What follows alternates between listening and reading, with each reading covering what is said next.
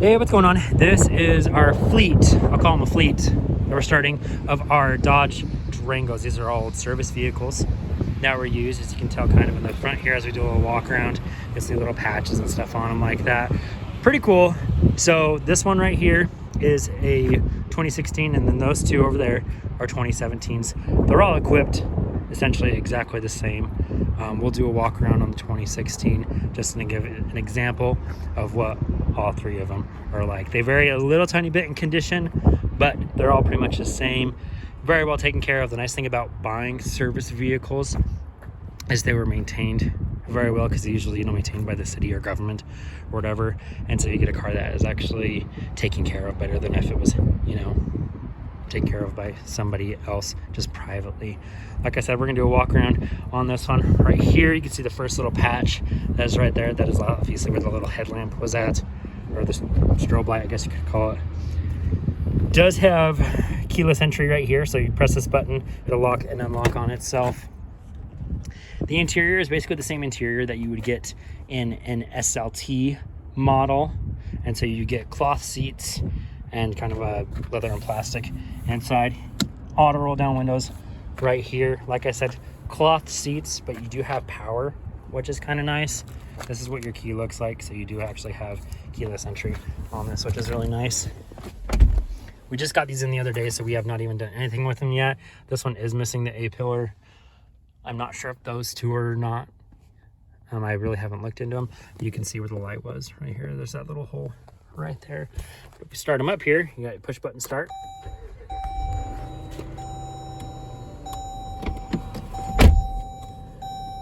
This one does have 137,000 miles on it, and as you can see, no check engine lights whatsoever.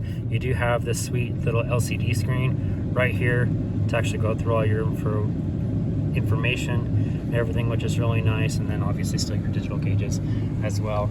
Right here you do have a little tiny screen to show your information for your radio, media player, and everything like that.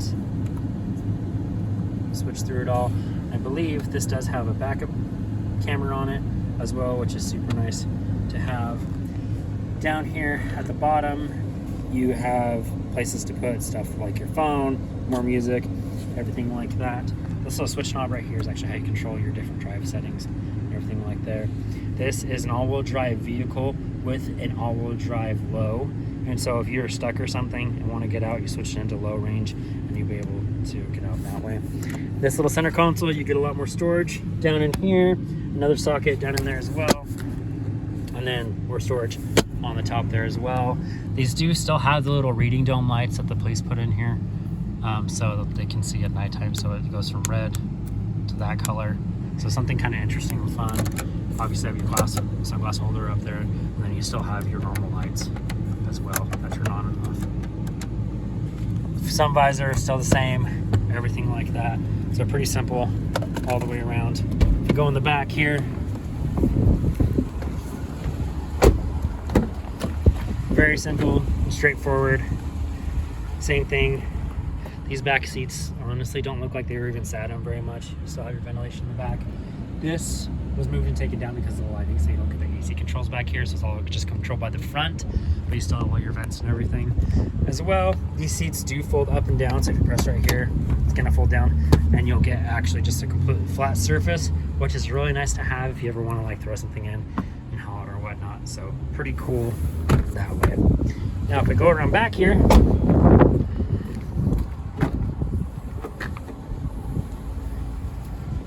we do have some more lighting here. I am not sure if these work or not. Like I said, I haven't had the chance to play with them yet to see if they actually work. Those are kind of cool to have on there, but you do have your normal lights right there. It looks like we do have a little bit of damage right here. I'm not sure if this is cut out for some reason or what was going on there.